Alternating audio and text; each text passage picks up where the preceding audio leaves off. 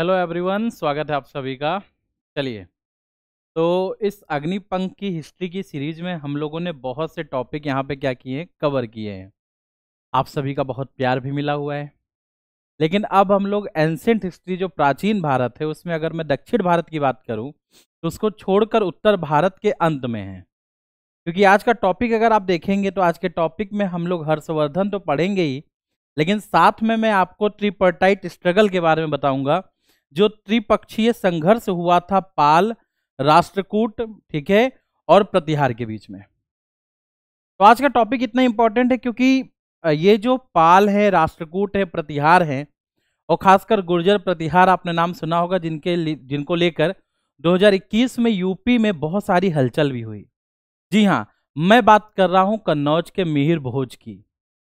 जिन शासक की मूर्ति, जब वहां पर पीजी कॉलेज का उद्घाटन किया गया, मूर्ति का उद्घाटन किया गया, अनावरण हुआ, नीचे जो एक कहते हैं कि लेख था, शिलालेख जिसे हम कह सकते हैं, एक लेख की पट्टी थी, उसमें से गुर्जर शब्द हटाया गया था। इसको लेकर भारत में राजनीति हुई। अपोजिशन में बैठे लोगों ने बोला कि मिहिर भोज और इतने बड़े हमारे जो कहते हैं कि हमारे प्राचीन भारत के इतने बड़े जो शासक, और खासकर उत्तर प्रदेश के कन्नौज उनकी राजधानी थी, उनकी जाति बदलने की कोशिश वर्तमान सरकार के द्वारा की जा रही है। और इसके अलावा बहुत सारी चीजें देखी गई। गुर्जर समाज के द्वारा बहुत ज्यादा विद्रोह भी देखा गया। तो कहने का मतलब क्या है कि वो टॉपिक भी इंपॉर्टेंट है, जिसमें पिछले 2-3 साल में कोई हलचल हुई हो, खासकर आपके प्राचीन भारत से। हम यूपीपीएससी की तैयारी कर रहे हैं, ठीक है, और साथ में मैं आपको इतना डिटेल पढ़ा रहा हूं कि आपको यूपीएससी भी जो है ना, वो भी बिल्कुल आसान लगेगा इस पूरे टॉपिक के खत्म होने के बाद में। चलिए, अब तक हम लोगों ने कितना कंप्लीट किया है उसके ऊपर मैं आपको एक बेसिक अंडरस्टैंडिंग बता देता हूं, ठीक है। हाँ, देखेंगे बच्चों, ये जो आपका एंसेंट हिस्ट्री हम लोगों ने स्टार्ट किया था,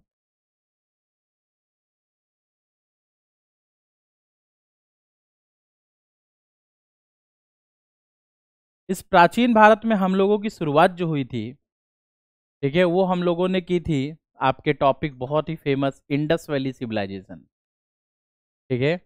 इंडस वैली सिविलाइजेशन से टॉपिक स्टार्ट हुआ। फिर हम लोग जल्दी से पहुंचे आपके वैदिक एज में।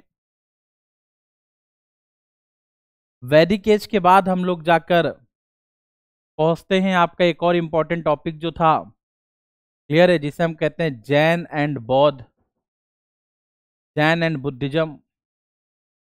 हमने ये टॉपिक भी कंप्लीट कर लिया। इस टॉपिक के बाद में हम फिर महाजनपद, ठीक है, एंड राइज ऑफ मगध भी देख लिया हम लोगों ने, राइज ऑफ मगध भी देख लिया। ये सब क्लासेस लाइव चली थी, फिर आपका रिकॉर्डेड आने लगा जिसमें 3-3 घंटे की क्लास होने लगी। उसमें हम लोगों ने मौर्य, ठीक है, फिर पोस्ट मौर्य, और उसके बाद फिर हम लोगों ने गुप्ता। इतना टॉपिक हम लोगों ने ऑलरेडी क्या कर लिया, कंप्लीट कर लिया है। ये वो टॉपिक है जिनको हम सभी ने अब तक क्या कर लिया है, पूरी तरीके से कंप्लीट कर लिया है। अब हमारा जो अगला टॉपिक आता है, ठीक है, वो आता है हर्षवर्धन। तो बोला जाता है कि गुप्ता के बाद में उत्तर भारत में ऐसा क्या परिवर्तन हुआ कि हर्षवर्धन जो हैं वो शासक बनते हैं एक बार फिर से उत्तर भारत में।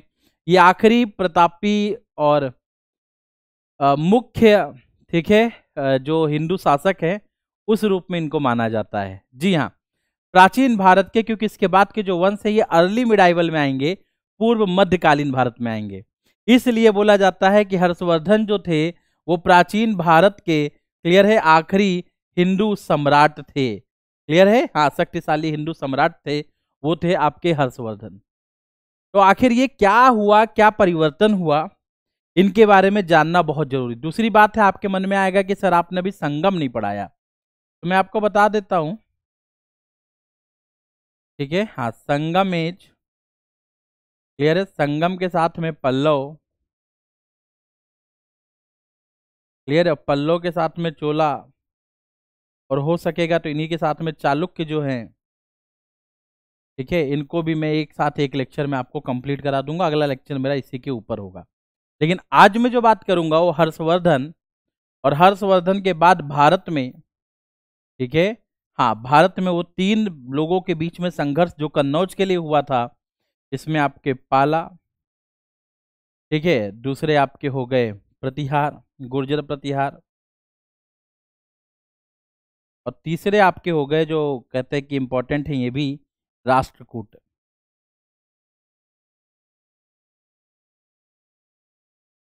बोला जाता है ये संघर्ष इनके बीच में स्टार्ट हुआ था, ये दक्षिण भारत से आगे तब ये जाकर ट्रिपर्टाइट कहलाया।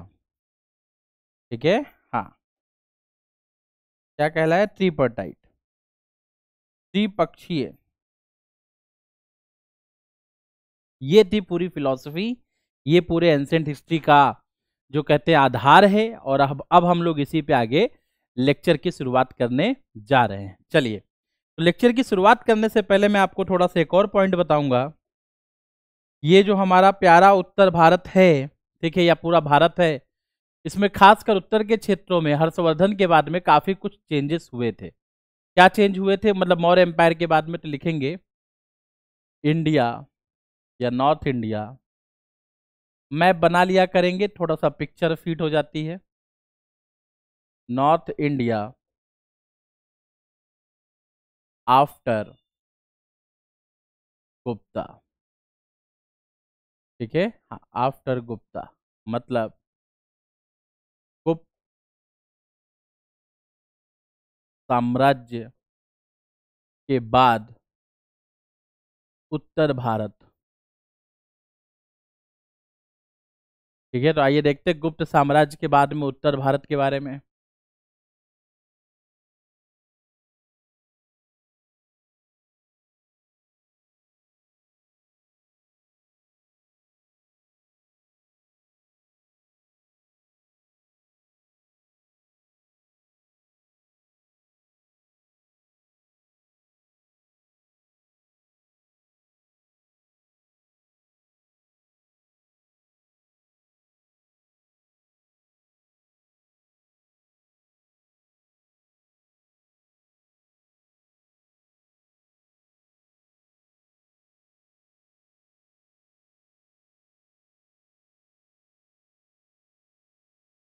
बच्चों, अगर इसको हम लोग देखेंगे, इस पूरे नॉर्थ इंडिया को, तो पूरे भारत में गुप्त साम्राज्य जब था तब तो ये पूरा एक में था, लेकिन उसके पतन के बाद में बहुत से वंश हमारे सामने देखने को मिलते हैं, जिनमें से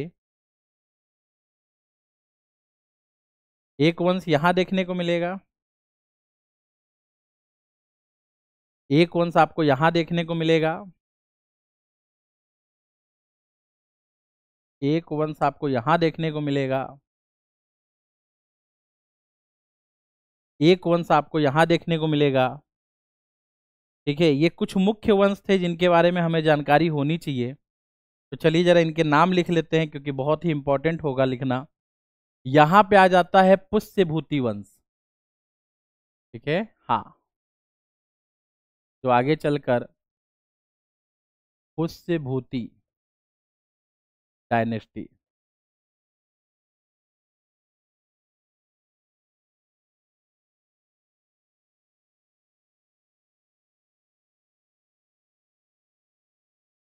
ये जो आपका आ गया, ठीक है, हाँ, ये गुजरात में, ठीक है, मैत्रक इन वल्लभी, ठीक है, हाँ, मैत्रक। वैसे गुजरात में वल्लभी में ये जो मैत्रक थे, ये ईरानियन ओरिजिन थे, ठीक है बच्चों, हाँ, ये फारस या ईरान से, ठीक है, इनका संबंध माना जाता है।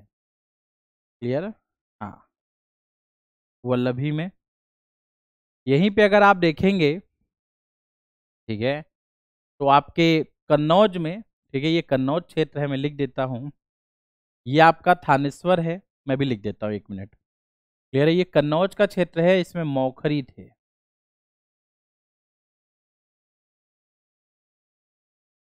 मौखरी, वहीं पे ये बंगाल है, बंगाल के क्षेत्र में गौड़ थे।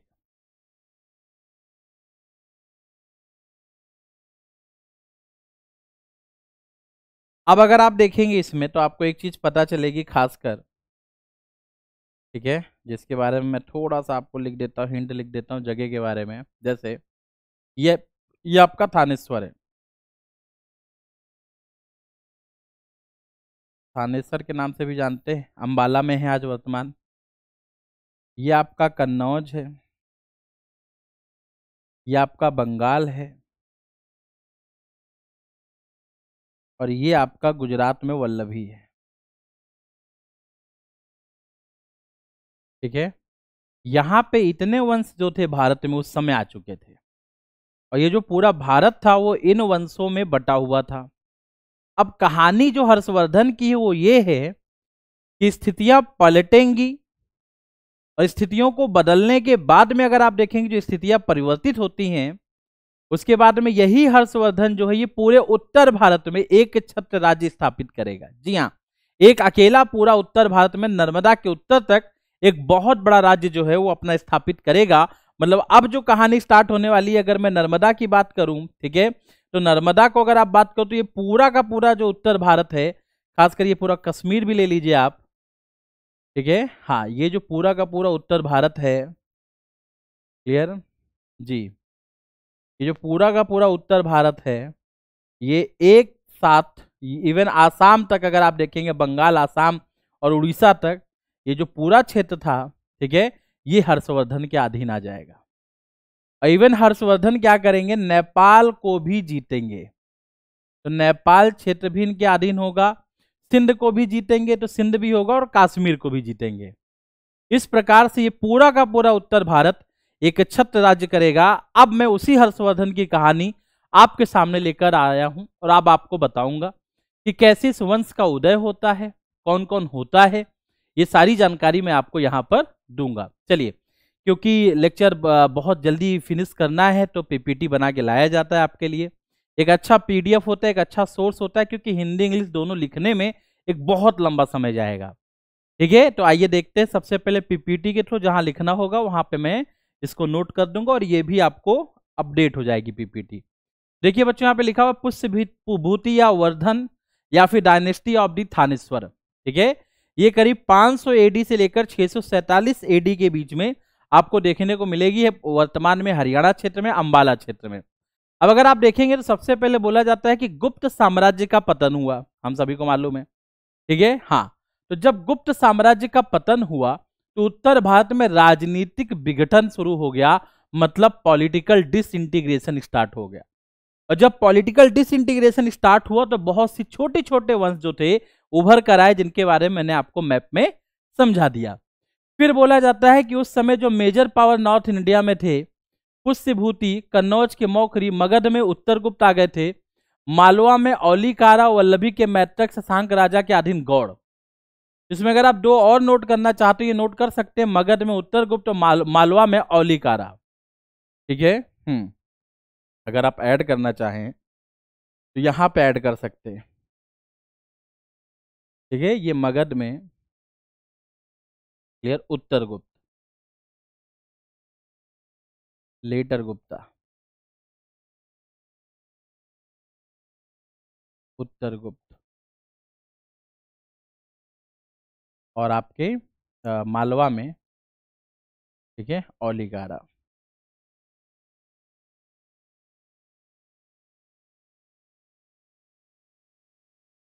इस प्रकार से आपका पूरा का पूरा क्या हो गया, कंप्लीट हो गया। ठीक है, हाँ, आगे देखेंगे बच्चों, यहाँ पे क्या लिखा हुआ है। As per Banabhatta, Pushyabhuti is the founder of Pushyabhuti या वर्धन डायनेस्टी। तो हम जिस वंश के बारे में पढ़ने जा रहे हैं, बाणभट्ट जो है, जो हर्षवर्धन के समय में महत्वपूर्ण राजकवि थे, बाणभट्ट, ये कहते हैं कि इस वंश का जो संस्थापक है वो पुष्यभूति वंश का, या वर्धन वंश का, वो कौन है, प्रभाकर वर्धन है। ठीक है, क्लियर है, मतलब सॉरी पुष्यभूति है, सॉरी प्रभाकर वर्धन नहीं, पुष्यभूति। तो पुष्यभूति को इन्होंने फाउंडर बताया है इस वंश का। क्लियर है। Some other believe that Naravardhan, ठीक है, was the founder and followed Adityavardhan and Rajyavardhan. और कुछ लोग कहते हैं कि नरवर्धन जो थे वह इसके मतलब शासन करते थे। ठीक है, उन्होंने इसको स्थापित किया था। अब अगर मैं आपको यहाँ पे दो कड़ी जोड़कर बताऊं तो आप काफी चौंक जाएंगे। अब आप बोलेंगे सर इतना डिटेल लेक्चर, लेकिन क्या होता है ना कि ये चीजें जानकारी आपको होनी चाहिए, ठीक है। हाँ, जब मैं बात करता हूँ पुष्यभूति डायनेस्टी की,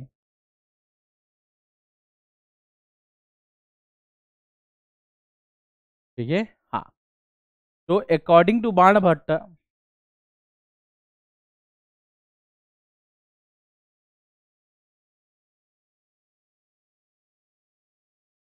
ठीक है। हाँ, बाणभट्ट के अनुसार जो है, ठीक है, चीजें अलग है। और वहीं पे अगर आप देखेंगे, ठीक है, अदर सोर्सेस,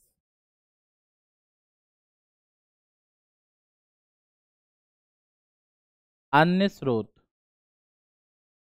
क्लियर है। हाँ, अब अगर इस जगह पे आप देखेंगे तो आपको बहुत सारी चीजें पता चलेंगी। जैसे बाणभट्ट के अनुसार अगर हम देखें तो सबसे पहली चीज जो हमें यहाँ पे पता चलती है वो क्या है, ठीक है।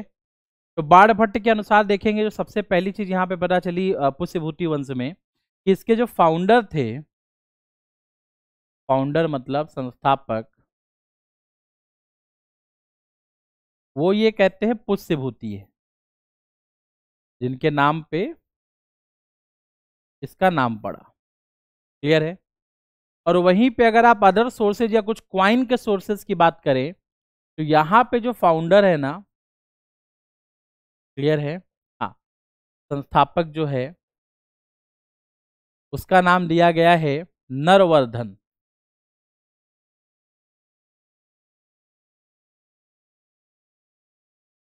नरवर्धन। और फिर बोला गया इसी नरवर्धन के बाद में आए, क्या कहते हैं उसको, आदित्यवर्धन,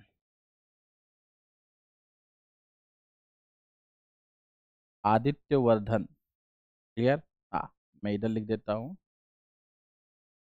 नाम है बेटा इसमें तो हिंदी इंग्लिश करने की जरूरत नहीं है, आदित्यवर्धन।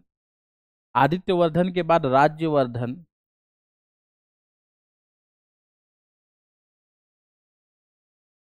और राज्यवर्धन जो थे, इनके बेटे जो थे वो प्रभाकर वर्धन थे,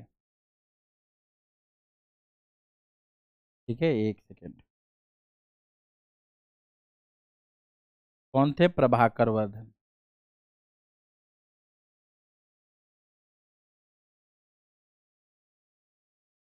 और ये जो प्रभाकर वर्धन थे,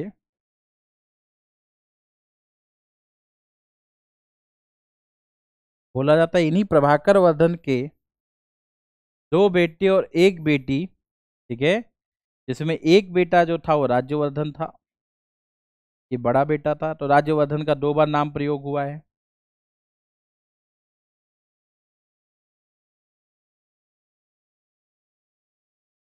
ठीक है। दूसरे हर्षवर्धन, नाम तो सुना होगा आपने, इन्हीं के बारे में पूरा पढ़ना है, इन्होंने सिलेबस बढ़ा दिया है, ठीक है। हाँ, हर्षवर्धन।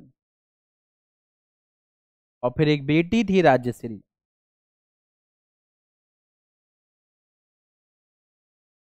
ठीक है, राजश्री नाम की बेटी थी।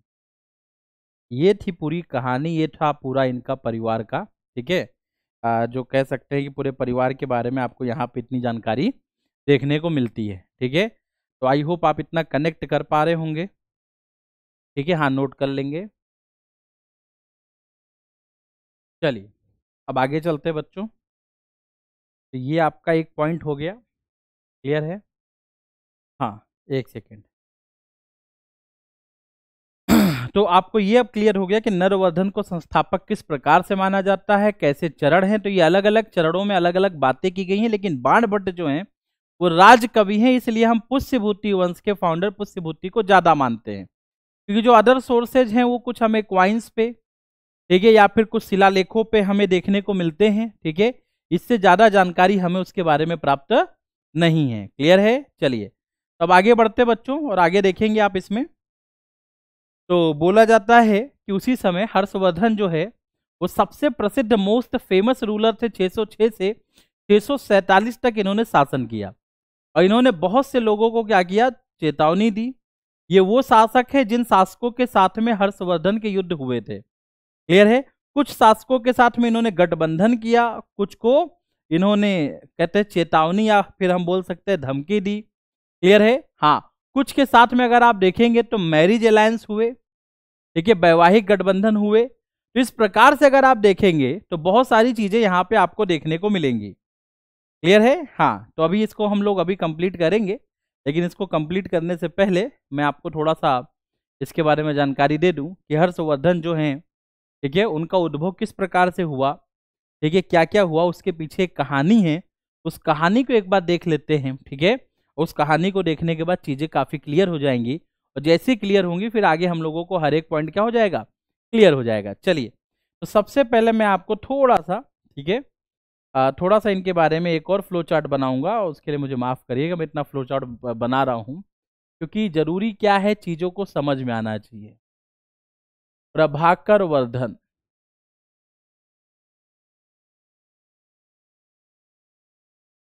ठीक है।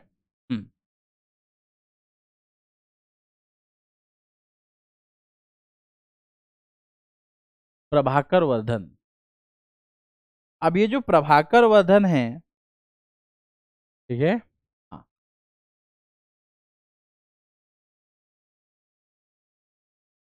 वही दो बेटे एक बेटी, ठीक है। एक बेटा जो राज्यवर्धन, ये बड़ा बेटा था। अभी प्रशासन वगैरह सब देखते जाएंगे, लेकिन एक आपको स्टोरी जो है ना वो पिक्चर में क्लियर होनी चाहिए। दूसरा बेटा हर्षवर्धन,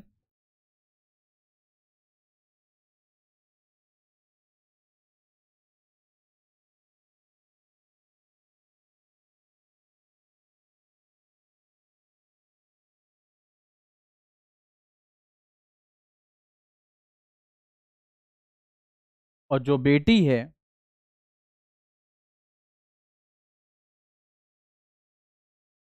राज्यश्री।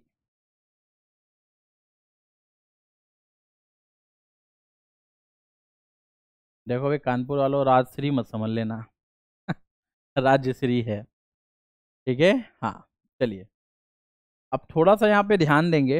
ये जो राज्यवर्धन है, ठीक है, आपके कहानी ये थी, अगर मैं भारत को एक बार आपको अगर वो मैप याद हो या आपने बनाया कॉपी पे तो देखेंगे, पुष्यभूति वंश में जो राज्यवर्धन थे, मतलब प्रभाकर वर्धन थे, उनके दो बेटे एक बेटी थी। उन्होंने अपनी बेटी का विवाह कन्नौज के मौखरी शासक ग्रहवर्मन के साथ कर दिया, ठीक है। तो यहां पे हम एक पॉइंट लिख सकते हैं, ठीक है, मैरिड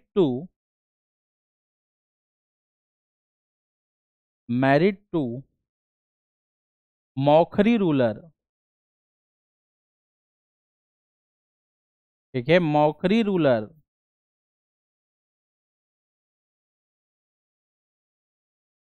ठीक है, जो मौखरी शासक था, ठीक है, ग्रहवर्मन।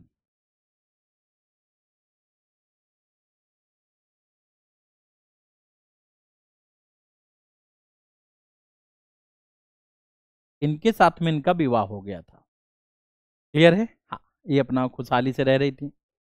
तभी क्या हुआ कि कन्नौज क्षेत्र को जीतने के लिए मालवा से देवगुप्त और गौड़ का शासक जो शशांक है, इन दोनों ने एक साजिश रची। हम इसे कह सकते कॉन्स्पिरेसी, षड्यंत्र। जी हाँ, ये षड्यंत्र ये था कि किस प्रकार से कन्नौज को अपने कब्जे में किया जाए, क्योंकि कन्नौज जो था उस समय कहते कि शक्ति का केंद्र बिंदु था, और हर्ष के बाद में कन्नौज की स्थिति इस प्रकार से उभर जाएगी, किसी कन्नौज के लिए पाल, प्रतिहार और राष्ट्रकूट जो है वह आपस में भविष्य में आपको लड़ते हुए देखने को अभी मिलेंगे, ठीक है। हाँ, तो अगर आप देखेंगे यहाँ पे तो बोला जाता है कि कन्नौज को जीतने के लिए देवगुप्त जो था मालवा का शासक, ठीक है, और आपके शशांक जो थे, इन लोगों ने क्या किया, गौड़ का शासक जो था, इन लोगों ने एक संधि की। उस संधि के दौरान षड्यंत्र बना, कॉन्स्पिरेसी से षड्यंत्र के साथ में कन्नौज पे अटैक कर दिया। कन्नौज पे अटैक करके इन्होंने ग्रहवर्मन की हत्या कर दी। राजश्री को इन्होंने बंधक बना लिया, राजश्री को कैप्चर कर लिया। बोला जाता है कि जब इन्होंने राजश्री को कब्जे में लिया, जब उसको कैप्चर कर लिया, ये बात राज्यवर्धन को पता चली। राज्यवर्धन थानेश्वर से जो इनका इस क्षेत्र था उस समय हरियाणा में, आज वर्तमान में अंबाला जिला है, ठीक है, वहां से ये अपनी सेना लेकर कन्नौज के लिए निकले। जैसे वो अब कन्नौज जाते हैं, जो शशांक शासक था वह इनको बहला फुसला लेता है, कहता हमें तो मालूम ही नहीं था, हमें तो पता होता हम आक्रमण करते ही नहीं, आप तो कितने अच्छे हैं, कितने महान हैं, आपकी कीर्ति तो विश्व में सब जगह है, मैं आपसे क्षमा याचना करता हूं, इवन मेरी जो पुत्री है वो तो आपसे विवाह करना चाहती है, उसने तो आपको मन ही मन अपना हीरो मान लिया है, ठीक है, अपना जीवन साथी मान लिया है। राजा पिघल गए, राजा बोले अच्छा कहाँ है आपकी बेटी, चलो मिलते हैं। कबीले की ओर ले जाते समय धोखे से शशांक ने राज्यवर्धन की हत्या कर दी। अब हर्षवर्धन को यह बात पता चली, क्योंकि इनके पिता जो प्रभाकर वर्धन थे उस समय बीमार थे, और मैं आपको बता दूं जब इनके पिता बीमार थे तभी इनकी माता के द्वारा सती को, मतलब सती जो होता है, आपने देखा होगा कि पति की मृत्यु के बाद पत्नी आत्मदाह कर लेती है, सती प्रथा को अपना लिया गया था इनकी मां के द्वारा। इनकी मां सती हो गई थी, इनके पिता के जीवित होते, लेकिन वह क्या थे, मृत्यु के बिल्कुल निकट थे, वो बहुत ज्यादा बीमार थे। हर्षवर्धन की उम्र ज्यादा नहीं थी, हर्षवर्धन को पता चला कि भैया अब नहीं रहे, पूरी सेना को तैयार किया, मार्च किया। शशांक इससे पहले भाग जाता है गौड़। अब उनका सबसे पहला, उनके सामने दो ही उद्देश्य थे, पहला राजश्री को बचाना, राजश्री को ढूंढ निकालना, और शशांक से बदला लेना। शशांक भाग जाता है बंगाल की ओर, तो यह तो असंभव हो गया। अब पहला उद्देश्य रह गया राजश्री को ढूंढना। राजश्री को एक बौद्ध भिक्षु की मदद से, ठीक है, या ढूंढ पाते हैं विंध्याचल के जंगलों में। जब ये अपनी बहन राजश्री को देखते हैं तो वह सती होने जा रही थी। जी हाँ, क्योंकि उनके पति गृहवर्मन की मृत्यु हो गई थी, और उस समय अगर आप देखेंगे गुप्त साम्राज्य के समय से ही मैंने आपको बताया कि ब्राह्मणवादी जो विचारधाराएं हैं, या फिर खासकर उत्तर वैदिक विचारधाराएं जो हैं, वह हावी हो गई थी। रिवाइवल ऑफ ब्राह्मणिज्म हुआ था, ब्राह्मणवाद का पुनरुत्थान हुआ था। इस वजह से सती जो था अपने चरम पर था। तो सती जो था वो हर कोई परफॉर्म करता था, राजश्री को भी मालूम था कि सती करना ही है, क्योंकि पति की मृत्यु हो गई है। अब सती परफॉर्म करने के लिए तैयारी करी रही थी। हर्षवर्धन पहुंचते हैं, बहुत मनाते हैं, बहुत समझाते हैं, उसके बाद राजश्री ने सती नहीं किया, लेकिन राजश्री के कहने पर हर्षवर्धन ने कन्नौज को भी मिला लिया। अब थानेश्वर और कन्नौज दोनों क्षेत्र एक हो गए, और इस प्रकार से कन्नौज के लोगों में, जो कि गृहवर्मन की मृत्यु के बाद में समस्याएं थी, कन्नौज के लोगों को लगा कि अब हमें लूटा जाएगा चारों तरफ से, वह ना हो पाए, इसलिए हर्षवर्धन ने कन्नौज को अपनी राजधानी बना ली। तो अपनी राजधानी थानेश्वर से कन्नौज की ओर शिफ्ट की, स्थानांतरित की, और कन्नौज जो था हर्षवर्धन के क्षेत्र का केंद्र बिंदु बन गया। इसके बारे में बाणभट्ट कहते हैं कि मां लक्ष्मी ने, ठीक है, मां लक्ष्मी ने हर्षवर्धन को आशीर्वाद दिया और एक जमीन पे चल रहे व्यक्ति को उठाकर हाथी पर बैठा दिया। जी हाँ, कहने का मतलब क्या था कि बाणभट्ट के शब्दों से हमें पता चलता है कि हर्षवर्धन जो था वह चाहता तो कन्नौज था, लेकिन वह खुलकर बोलता नहीं था। परिस्थिति ऐसी बनी कि कन्नौज अपने आप, क्योंकि जिस कन्नौज के लिए मालवा के शासक, बंगाल के शासक लड़ रहे हैं, वह कन्नौज अचानक से हर्षवर्धन को एक ऐसी परिस्थिति मिली कि मिल गया। कहते हैं ना कि कभी कभी किसी का लक काम कर जाता है। मेहनत बहुत करते हैं, लक्ष्मी कुछ के पास आती है। कारण क्या है, लक्ष्मी जो है, ठीक है, कहते हैं कि हर किसी से आलिंगबद्ध नहीं होता है, हर किसी के पास आसानी से नहीं आता है। लक्ष्मी जो है, ठीक है, हाँ, वह किसी खास विशेष के पास आता है, वही भाग्य चमक गया, और हर्षवर्धन कन्नौज और थानेश्वर दोनों जो क्षेत्र थे वो हर्षवर्धन के अधीन आ गए। अब हर्षवर्धन की शक्ति बढ़ गई। इसके बाद हर्षवर्धन ने विभिन्न प्रकार के शासकों को हराया। बहुत से शासकों से मतलब कुछ एक शासक से उन्होंने वैवाहिक गठबंधन भी स्थापित किया। कहने का मतलब कि एक राजा जब अपने क्षेत्र का विस्तार करता है तो हमेशा हर किसी से लड़ नहीं सकता है, वो किसी से लड़ेगा, किसी से कूटनीति करेगा और किसी के साथ वैवाहिक गठबंधन करेगा। ये वो 3 रास्ते थे जिन रास्तों के द्वारा एक क्षेत्र का विस्तार होता था।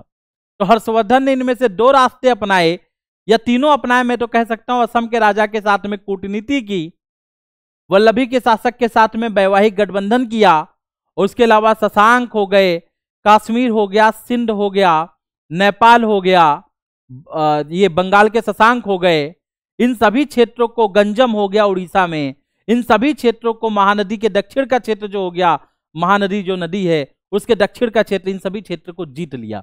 लेकिन जब वह नर्मदा के पार जाने लगा तो वह नहीं जा पाया, क्योंकि नर्मदा के पार जाने के समय उसकी पुलकेशिन द्वितीय के साथ युद्ध हुआ। पुलकेशिन द्वितीय चालुक्य के बहुत ही फेमस किंग रहे हैं, शासक रहे हैं, और उन्होंने इनको पराजित किया है। तो 2 बार शायद हर्षवर्धन पराजित हुए, हर्षवर्धन की सेना पराजित हुई, और इस प्रकार से पुलकेशिन द्वितीय जो था वह हर्षवर्धन के क्षेत्र का विस्तार नर्मदा के दक्षिण तक होने नहीं देता है। इसलिए हर्षवर्धन का जो क्षेत्र था वह नर्मदा के उत्तर में, संपूर्ण उत्तर भारत में स्थापित हो चुका था। ठीक है, आइए उन शासकों के बारे में जानते हैं, क्योंकि पेपर में आएगा तो नाम भी तो बताना जरूरी है। ठीक है, चलिए तो देखेंगे बच्चों, यहां पे सबसे पहले किन किन रूलर्स को इन्होंने चेतावनी दी थी। उसमें शशांक थे, मैत्रक थे वल्लभी के, गुर्जर थे, ठीक है, बड़ोच के, पुलकेशिन द्वितीय थे, ठीक है, सिंध, नेपाल और कश्मीर के शासक थे, मगध के शासक थे, ठीक है, ओडरा मतलब नॉर्दर्न उड़ीसा के थे, कोनगोडा मतलब ये आपका उड़ीसा का दक्षिण भारत है। मैं बता दूं ये कोनगोडा क्या है, ठीक है, लिख लीजिए। साउथ ऑफ महानदी,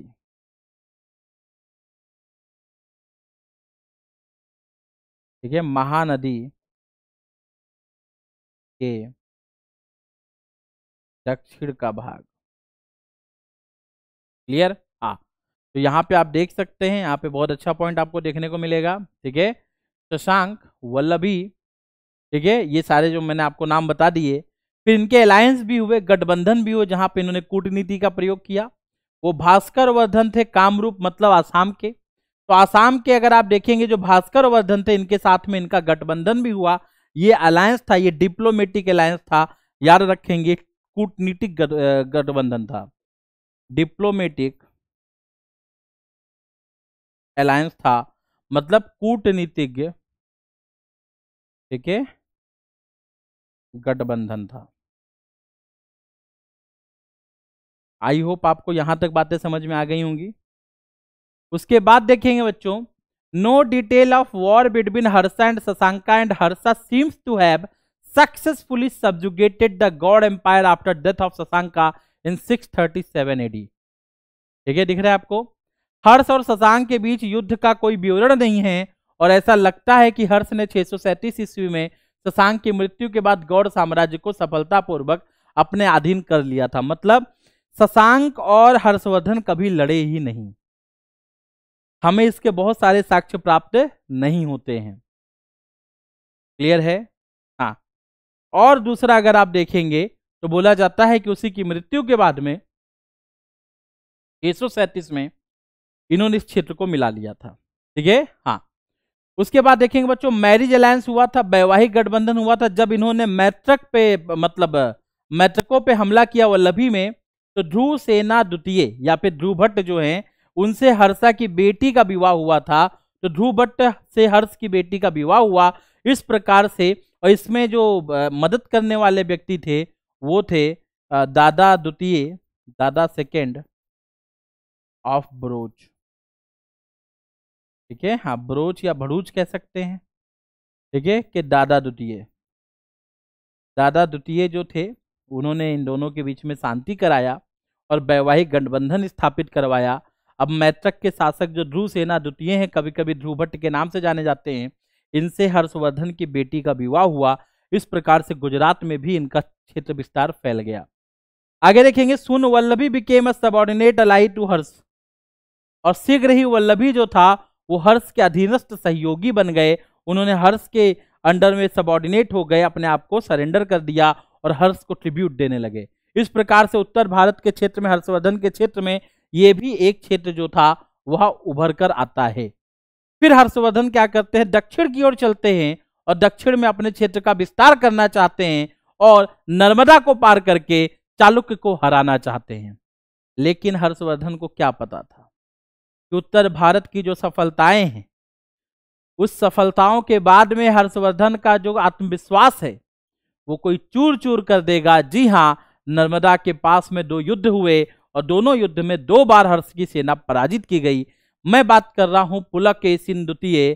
पुलकेशिन द्वितीय जो था, इसने हर्ष को डिफीट किया और एक टाइटल, एक बोला जाता है कि कहते उपाधि धारण की, परमेश्वरा। ये आपसे क्वेश्चन पूछ लेगा कि किसने हर्ष को हराने के बाद परमेश्वर, या फिर पुलकेशिन द्वितीय ने हर्ष को हराने के बाद कौन सी उपाधि धारण की, तो परमेश्वर होगा। ठीक है, हाँ।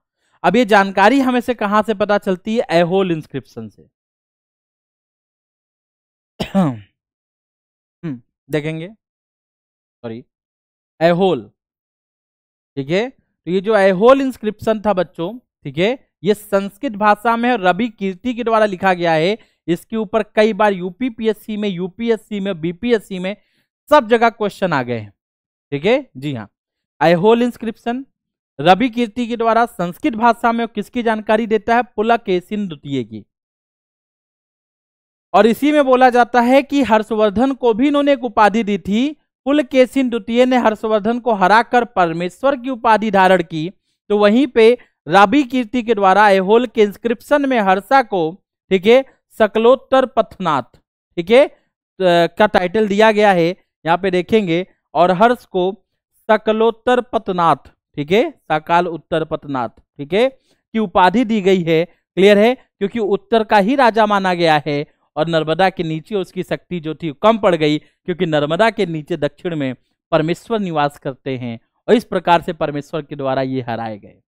तो बोला जाता है कि परमेश्वर के द्वारा, ठीक है, क्लियर है, हराने के कारण इनको ये टाइटल यहां पर दिया जाता है। ठीक है, तो ये पॉइंट भी आप क्या करेंगे, ऐड कर लेंगे, बहुत इंपॉर्टेंट है। तो आई होप इसमें बहुत सारे फैक्ट होंगे, उनको एक बार अच्छे से इनको नोट डाउन कर लेंगे। ठीक है, चलिए आगे चलते हैं।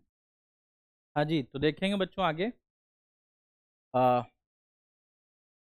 अगला पॉइंट हमें ये मिलता है प्रशासन। ठीक है, तो अब हमें ये देखना है कि हर्षवर्धन का प्रशासन कैसा था। अगर आप देखेंगे तो Harsha was first commander in the chief of the army and taken title of Maharajadhiraj and Parama Bhattaraka. तो अगर आप देखेंगे तो हर्षवर्धन जो है उसे हम महाराजाधिराज, परम भट्टारका, ठीक है, तो परम भट्टारक, महाराजाधिराज, ये जो 2 उपाधियां हैं, ठीक है, ये राजा लेता था। इसका मतलब जो राजा है, king was the central face of administration, central face of administration। ठीक है, जी हाँ बच्चों, इसका मतलब जो राजा था, ठीक है, वह प्रशासन के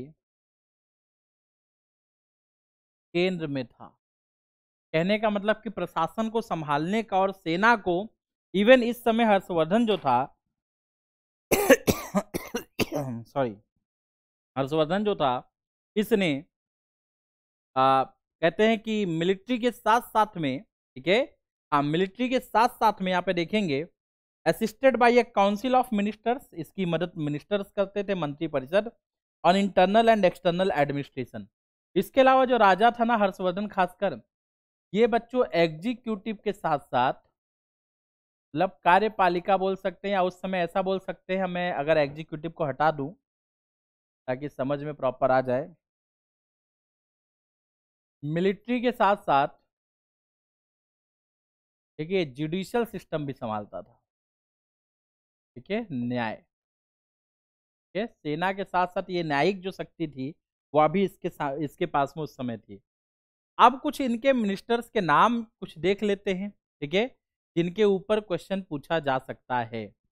क्लियर है बच्चों? तो इनके क्वेश्चन के बारे में अगर मैं आपको थोड़ी सी जानकारी दूं तो शायद जहां तक मुझे पता चलता है, ठीक है, कि Avanti officer for war and peace, ये जो अवंती था ना, इसे वॉर एंड पीस का ऑफिसर, कभी कभी यहाँ पे भी गुप्त साम्राज्य की तरह एक शब्द का प्रयोग किया गया है।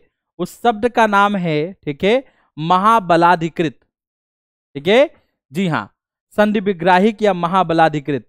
आगे देखेंगे सिंहनाद। सिंहनाद जो है ना, वो सेना के कमांडर इन चीफ थे, मतलब सेनापति होते थे। क्लियर है? हाँ, मतलब मैं यहाँ पे सेनापति लिख सकता हूँ, ये पूरा हिंदी में ही इंग्लिश में ही ट्रांसलेट हुआ है। और जो कुंतल थे वो हेड ऑफ आर्मी बोले जाते थे, सेना प्रमुख बोले जाते थे। क्लियर है?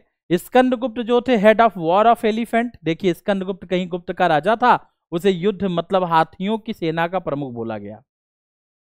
ठीक है, हाँ, तो जो युद्ध में लड़ने वाली हाथियां होती थी, वो हाथियों की जो सेना होती थी, उसका प्रमुख जो होता था स्कंदगुप्त होता था। अगली जानकारी हमें यहाँ पे पता चलती है, ठीक है, दीर्घ ध्वज। दीर्घ ध्वज जो होता था ना, वो रॉयल एम्बेसडर टाइप का होता था। ठीक है, ये शाही दूत होता था, जो राजा की जानकारी को एक स्थान से लेकर दूसरे स्थान पर जाता था। तो ये जानकारी भी हमें यहां प्राप्त होती है। उसके बाद देखेंगे तो अगला पद आपको देखने को मिलेगा महाप्रतिहार। महाप्रतिहार जो थे ना, पैलेस गार्ड या फिर आप लिख सकते द्वारपाल हुआ करते थे। बानु ये अभिलेखों के रखवाले होते थे। ठीक है, जो भी ये अभिलेख अगर आप देखेंगे तो ये शिलालेख नहीं है, इसके लिए बचेंगे थोड़ा सा। जो भी जानकारियां होती थी, जो भी रिकॉर्ड होते थे, उन सबको रखते थे। ठीक है, सर्वगटा। ठीक है, तो सर्वगत जो है, क्लियर, सर्वगट कहा जाता है इनको। क्लियर है? तो सर्वगट जो थे ना, वो गुप्त सेवा विभाग, मतलब ये इंटेलिजेंस डिपार्टमेंट को संभालते थे, सीक्रेट सर्विस। क्योंकि हम सभी को मालूम है कि राजा का जो कहते हैं कि राज्य का चलाना है, अगर आप देखेंगे मौर्य साम्राज्य के टाइम में भी गुप्त और कौटिल्य के समय तो बहुत ज्यादा थे, विषकन्या वगैरह के नाम आपने सुने होंगे। क्लियर है? ऐसे यहां पर देखने को मिलते हैं सामंत महाराज, क्योंकि ये हर्षवर्धन का समय काल जो है वो राइज ऑफ फ्यूडेट्री को शो करता है। जी हाँ, राइज ऑफ फ्यूडेट्री मतलब सामंतवाद के उदय को बताता है। राइज ऑफ फ्यूडेट्रीज, ठीक है, जिसे हम लोग कहते हैं सामंतवाद का उदय। जी हाँ, कहने का मतलब है कि राजा जो है, ठीक है, वो छोटे छोटे राजाओं को उनकी मदद से राज करेगा और उनको भी ऑटोनोमी देगा। तो सामंतवाद का उदय हर्षवर्धन के काल को माना जाता है, और हर्षवर्धन के काल को हम पोस्ट गुप्ता भी कहते हैं। ठीक है, जी हाँ, मतलब गुप्त साम्राज्य के बाद की बात भी कहते हैं। आगे देखेंगे बच्चों, तो इन सामंत महाराज में देखेंगे feudatories for the administration not paid in cash but assigned jagir, existence of the jagirdar system. अब देखिए यहां पे आ गया फिर से मामला। अब तक राजा जो था वो लोगों को कैश में देता था पेमेंट, लेकिन अब राजा उतना पावरफुल नहीं कि उसके पास इतना कैश है कि इतनी बड़ी आर्मी को पेमेंट दे पाए। तो उसने किसी क्षेत्र विशेष दे दिया एक व्यक्ति को, बोला तुम आज से यहाँ के जागीरदार, तुम इतनी सेना रखोगे और जब मैं युद्ध पे जाऊंगा तो तुम अपनी सेना लेकर आओगे मेरे साथ में, और मैं इसलिए तुमको जागीर दे रहा हूं। इसे कहते हैं राइज ऑफ फ्यूडेटरी। सामंतों का विकास इस प्रकार से हुआ, जब एक राजा के द्वारा किसी राज्य में राज करने के लिए छोटे छोटे राजाओं को प्रशासनिक शक्ति दे दी जाए और बोला जाए कि तुम वहां से कर कलेक्ट करो, उससे अपना खर्चा निकालो, बचा हुआ पैसा हमें दे दो। ठीक है, और इस प्रकार से हम जब बोले तुमको तो तुम अपनी आर्मी लेकर मेरे साथ युद्ध लड़ने के लिए तैयार रहना। जागीरदारी के रूप में जो आया वही सामंतवाद जो था उत्तर गुप्त काल में तेजी से बढ़ने लगा। इसीलिए अगर आप देखोगे तो हर्षवर्धन के समाप्त होने के बाद में, इस काल के समाप्त होने के बाद में उत्तर भारत में बहुत से वंश आ जाते हैं। अजमेर में चौहान आ जाते हैं, दिल्ली में तोमर आ जाते हैं। इस प्रकार से आप देखेंगे एक ही राजस्थान में 50 के 50 वंश देखने को मिलेंगे। उसके पीछे रीजन यही है, कारण यही है कि हर्षवर्धन के काल के बाद में भारत में सामंतवादी विकास हुआ। फिर मध्यकाल में दिल्ली सल्तनत के अधीन में पूरा भारत एक होगा। लेकिन वहां पे भी एक प्रथा है कि इक्तेदारी प्रथा, उस प्रथा को बाद में खत्म भी किया जाएगा। क्लियर है? तो कहानियां बहुत हैं और पढ़ना भी बहुत है। चलिए आगे देखेंगे बच्चों। अगला देखेंगे साम्राज्य का विभाजन। अगर देखेंगे, ठीक है, तो इन्होंने भी अपने एम्पायर जो था, अपना जो साम्राज्य था, उसका जो विभाजन था उसको भी अलग अलग किया है। जैसे इन्होंने गुप्त शासकों के समान अर्थात भुक्ति, विस्या और ग्राम, इसमें साम्राज्य का विभाजन किया है। ठीक है।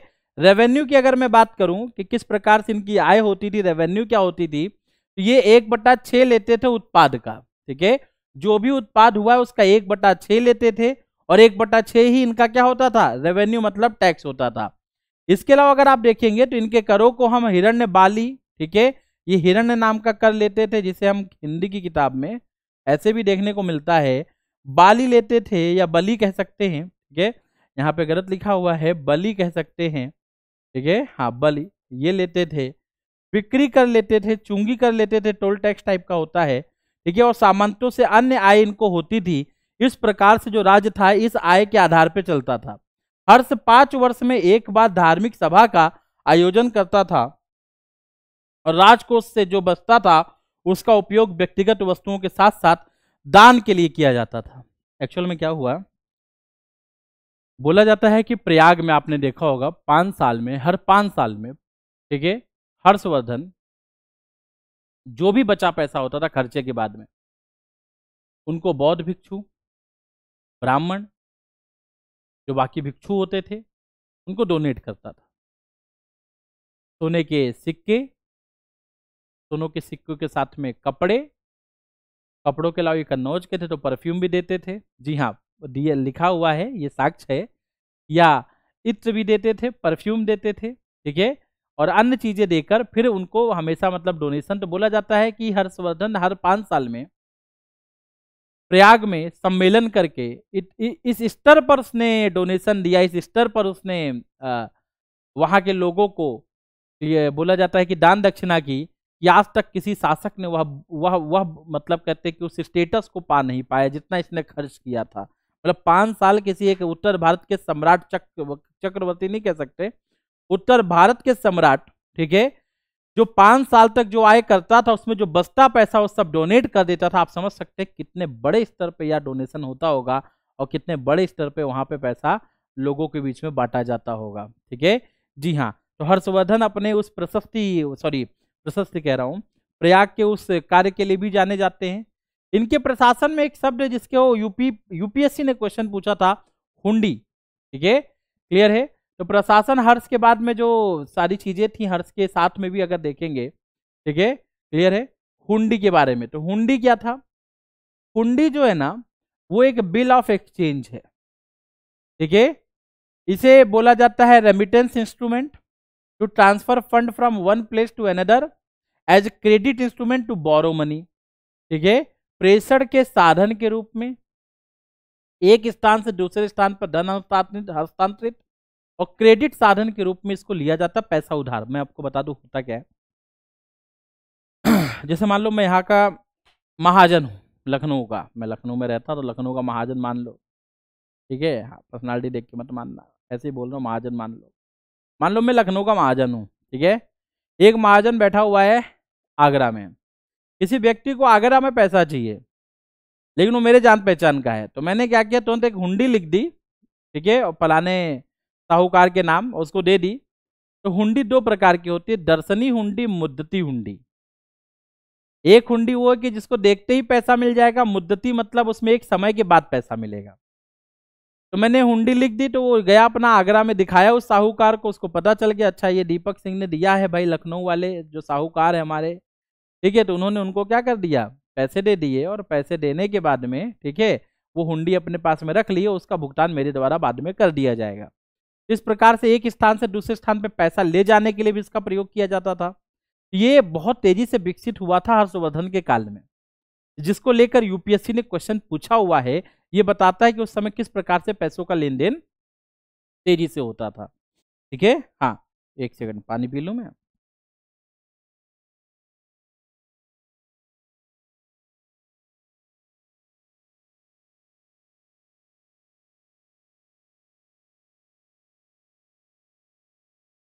बच्चों हर्ष की भी सेना थी, उसे चतुरंग बोला जाता था, क्योंकि ये भी 4 डिवीजन में था। रथ थे, घुड़सवार थे, हाथियों की सेना थी और पैदल सेना थी। ठीक है, हाँ।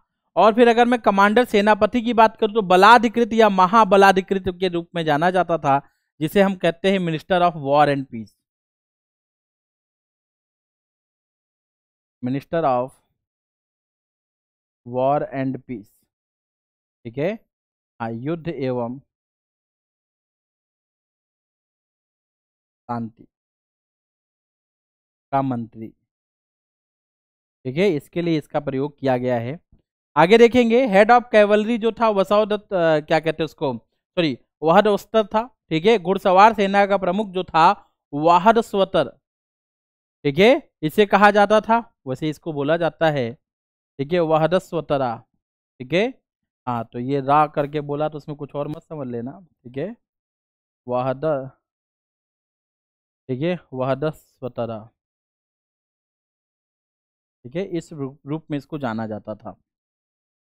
आगे देखेंगे बच्चों, समाज के बारे में बात करें, बोला जाता है कि हर्षवर्धन के काल में, या हर्षवर्धन जो हैं या जो भी राजा रहे हैं पुष्यभूति वंश के, उन्होंने केवल 2 की उपासना की हर्षवर्धन के पहले। एक सूर्य की उपासना करते थे वो, और एक शिव की करते थे। लेकिन हर्षवर्धन महायान बुद्धिज्म को मानने लगा, तो बुद्धिज्म का भी उपासक हो गया। ठीक है, हाँ।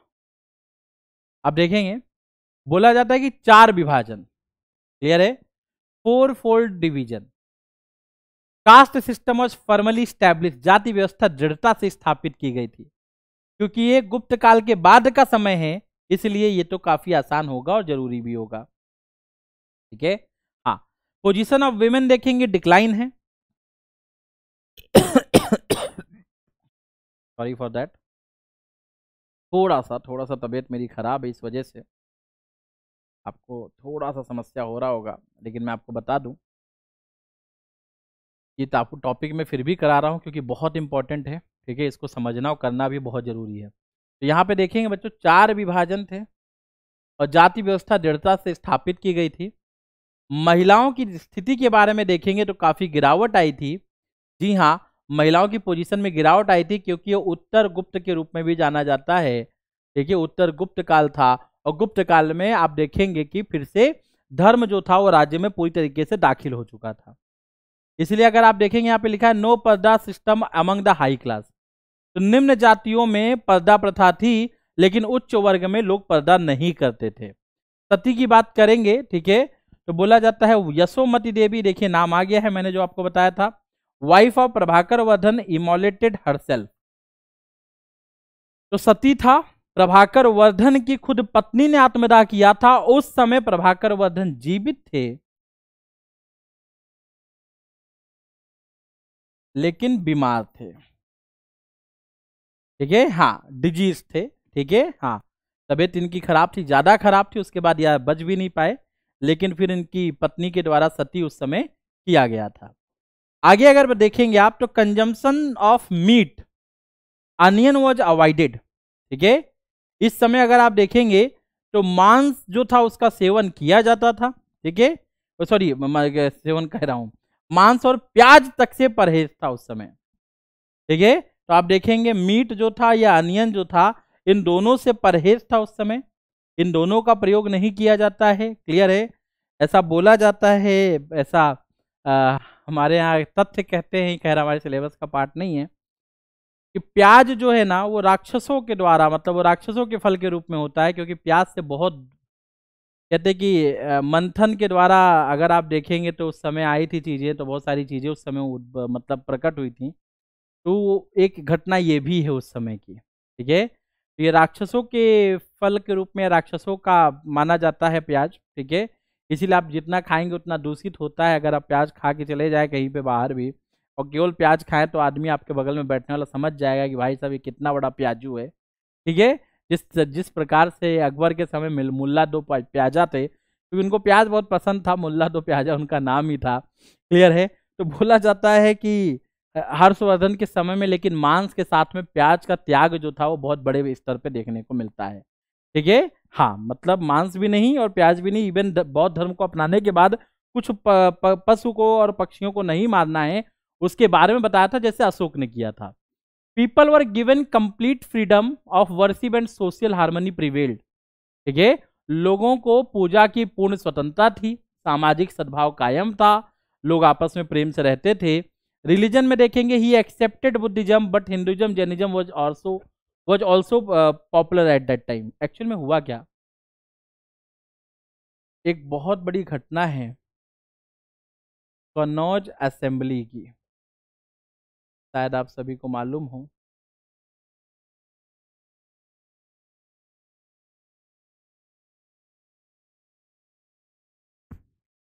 गंगा नदी के तट पे कन्नौज में हर्षवर्धन के द्वारा एक सम्मेलन रखा जाता है, जिसे हम इतिहास में कन्नौज सम्मेलन के नाम से भी जानते हैं। हर्षवर्धन के काल में वेन सांग नाम का एक व्यक्ति था, जो चीन का एक तीर्थयात्री था, जो भारत में गौतम बुद्ध के से संबंधित उन सभी स्थलों पे आया था, साथ में नालंदा में शिक्षा भी ग्रहण की, सीओ की नाम की किताब भी लिखता है। वो जब भारत आया तो हर्षवर्धन के काल में भारत आया था। घटना उसके पीछे और भी है, लेकिन उस पर मैं नहीं जाऊंगा, समय अपना बहुत ज़्यादा खराब होगा। लेकिन मैं आपको बता दूं, हर्षवर्धन के काल में हमें पता चलता है, जानकारी भी पता चलती है यहाँ पे बच्चों, कि कन्नौज में वेन सांग को बुलाया गया और एक सम्मेलन रखा गया, धार्मिक सम्मेलन था, रिलीजियस कॉन्फ्रेंस कह सकते हैं आप इसको। इसमें ब्राह्मण भी थे, जैन भी थे, बौद्ध भी थे, इस प्रकार से अब सभी लोग थे। वेन सांग जो था वो अपने विचारों को प्रकट करने लगा, जो महायान की विचारधारा रख रहा था। हीनयान वाले भी मौजूद थे, जैन भी थे, बौद्ध भी थे, मतलब हिंदू भी थे, सनातन वाले सब थे। सबने अपने विचार रखे, सबने वाद विवाद किया, डिबेट किया, और इस डिबेट में वाद विवाद के बाद में वेन सांग ने सबको परास्त कर दिया। बोला जाता है कि इस प्रकार से हर्षवर्धन को काफी अच्छा लगा कि एक ऐसा धर्म है जिसके पास में सभी चीजों के उत्तर हैं, और उसने सभी धर्मों को परास्त कर दिया है अपने वाद विवाद में, डिबेट में। और इस प्रकार इन्होंने महायान बुद्धिज्म को, महायान बौद्ध धर्म को अपना लिया था हर्षवर्धन ने। उसी के बाद में बोला जाता है कि उस असेंबली जो पांडाल लगा हुआ था, जो सजाया गया था, उसमें आग लगा दी जाती है। बाकी जो धर्म के लोग थे जो उस समय आए थे, ये तो कहिए हर्षवर्धन ने बौद्ध धर्म को स्वीकार कर लिया था ना, बहुत क्रूर था, गला काट देता उनका। बाद में हर्षवर्धन ने उनको राज्य निकाला दे दिया, मतलब राज्य से निकाल दिया था, हत्या नहीं की थी, क्योंकि वेन सांग ने बोला था कि महाराज अब आप बौद्ध हो गए हैं। ये तो कहिए उन लोग बच गए जिन्होंने पांडाल में आग लगाई थी ना। हर्षवर्धन का जो कहते हैं कि शैव धर्म को मानता भी था, सूर्य का उपासक भी था, ठीक है, और भयानक युद्ध लड़ता था, तो वो तो इनके गर्दन उतार देता। कहानी एक और भी है, समीक्षा करेंगे आखिरी में, थोड़ा सा टॉपिक हो जाए, फिर आखिरी में समीक्षा भी करते हैं। तो यहाँ पे देखेंगे बच्चों, slaughter of animals and consumption of religion के बारे में देख लेंगे। सॉरी, हाँ ये तो देख लिया। Slaughter of animal and consumption of meat was restricted, ये मैंने अभी आपको बताया, ठीक है। हाँ, मतलब जानवरों को और मीट इनका प्रयोग भी मना था, ठीक है। रिलीजियस असेंबली 5 साल में, हर 5 साल में प्रयाग में लगती थी, ठीक है। धार्मिक सभा रखी जाती थी जिसमें ये डोनेशन देता था। Golden statue of Buddha was, बोला जाता है, कॉन्जिक्रेटेड, ठीक है, consecrated in a monastery and small statue of Buddha 3 feet was brought out in a procession. बोला जाता है कि एक मठ में बुद्ध की स्वर्ण प्रतिमा की प्राण प्रतिष्ठा को स्थापित किया गया, और एक जुलूस में बुद्ध की एक 3 फीट की छोटी सी मूर्ति जो थी वह निकाली गई और जनता के बीच में जुलूस के माध्यम से भी दिखाई गई थी। मतलब इन्होंने भी बौद्ध धर्म का प्रचार का कार्य किया, मतलब प्रमोट बुद्धिज्म।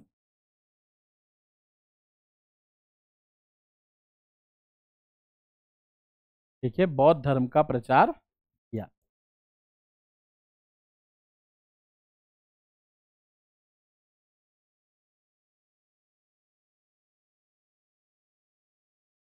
चलिए आगे देखेंगे।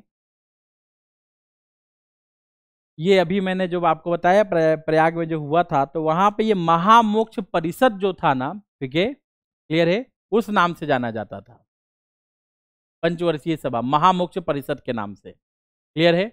आंतरिक और बाहरी दोनों में समृद्धि थी, मतलब द एम्पायर प्रॉस्पेरिटी थी, एग्रीकल्चर, इंडस्ट्री, ट्रेड जो थी आंतरिक और बाहरी क्षेत्रों में दोनों में काफी विकसित थी।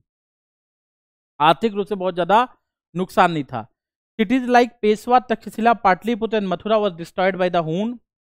ये वही हून है, ठीक है, जिन्होंने गुप्त साम्राज्य का पतन किया था। इनसे संबंधित 2 पॉइंट लिख लेंगे।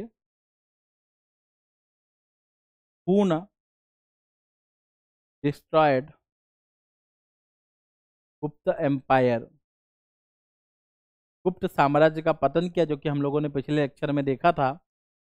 और हून डिफीटेड बाय प्रभाकर वर्धन।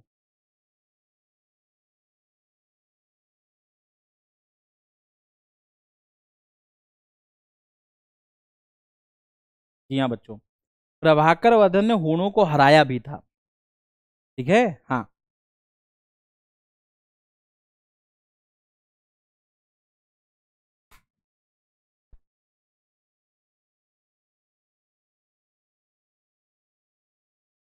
चलिए, थोड़ी सी खांसी आ गई थी, चलिए आगे देखेंगे बच्चों। तो बोला जाता है कि हूणों ने इन शहरों का नाश तो किया, ठीक है, हाँ, मतलब उन्होंने पेशवा, तक्षशिला, पाटलिपुत्र और मथुरा को खत्म तो कर दिया, लेकिन बोला जाता है but the places like Banaras, Kannauj, ठीक है, ये उस समय बहुत प्रॉस्पेरस थे, काफी विकसित थे, ठीक है, हाँ, काफी विकसित थे ये क्षेत्र जो उस समय थे। क्लियर है? आगे बढ़ेंगे। लिटरेचर, साहित्य की बात करूं तो हर्षा रोट रत्नावली, प्रियदर्शिका एंड नागनंदा। जी हाँ, हर्षवर्धन के समय रत्नावली, प्रियदर्शिका और नागनंदा जो था, ठीक है, इनकी रचनाएं की गई। क्लियर, इनको लिखा गया। बाणभट्ट रोट हर्षचरित एंड कादंबरी, और बाणभट्ट ने उस समय हर्षचरित और कादंबरी लिखी थी, जिससे हमें हर्षवर्धन के बारे में या उनके समय काल के बारे में जानकारी मिलती है। वैसे तो बोला जाता है कि हर्षवर्धन के जो 3 ग्रंथ थे, ठीक है, it was originally written by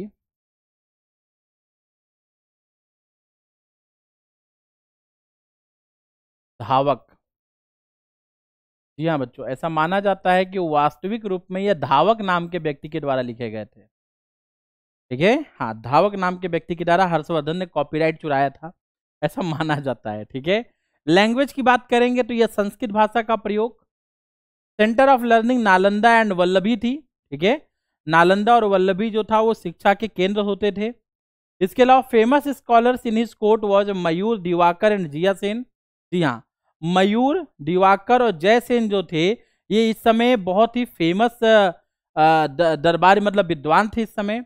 Hiuen Tsang received education in Nalanda, और बोला जाता है जो वेन सांग इस समय भारत आया था, चाइनीज पिलग्रिम, ठीक है, उसने नालंदा में शिक्षा ग्रहण की थी, तो इसने भी बहुत सारी जानकारी दी। फॉर एग्जाम्पल, प्रसिद्ध विद्वान तिब्बत गए, ठीक है, कुछ विद्वान यहाँ से तिब्बत भी गए थे। पद्म संभावर, कमलशिला, थिरमती और संत रक्षिता, ठीक है। जाने माने विद्वान जो चीन गए थे इस समय, कुमार जीव, परमात्र, गदकार और धर्मदेव।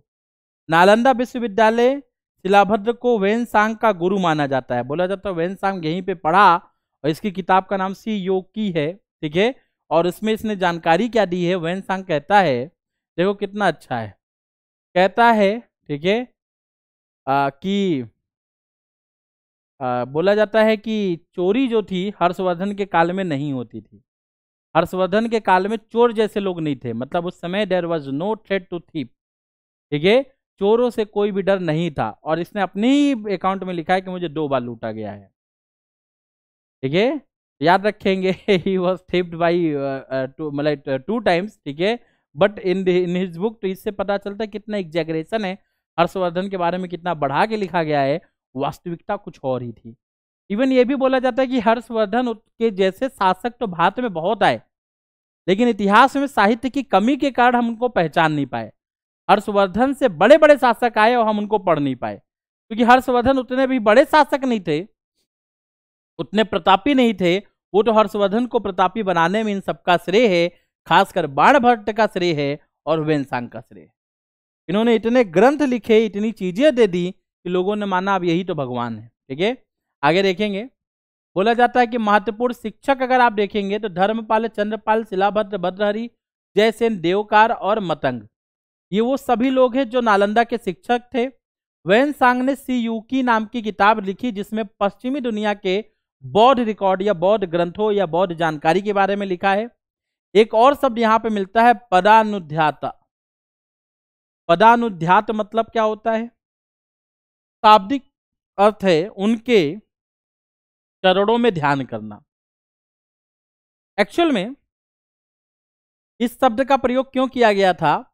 इसका उपयोग अक्सर राजा या पसंदीदा सामंत के पुत्र और उत्तराधिकारी को संदर्भित करने के लिए किया जाता है।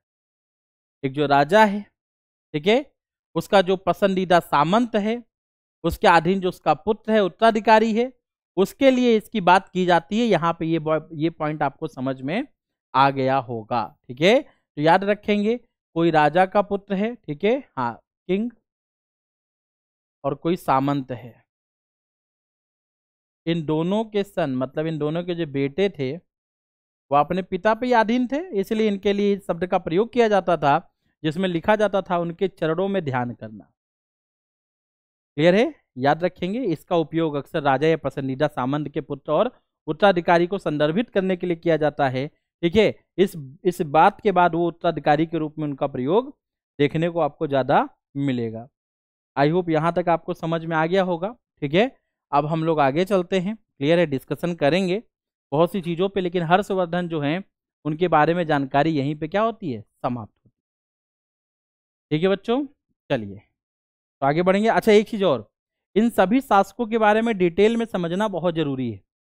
ये शासकों के बारे में कह रहा हूँ, लिटरेचर के बारे में, ये हम लोग आर्ट एंड कल्चर में करेंगे। आपको लगेगा कि सर ये तो बहुत जल्दी आपने बता दिया इनके बारे में, तो आर्ट एंड कल्चर में हम इनकी जानकारी रखेंगे, इनके बारे में चर्चा भी करेंगे। ठीक है, आई होप आपको यहाँ तक समझ में आ गया। क्लियर है? चलिए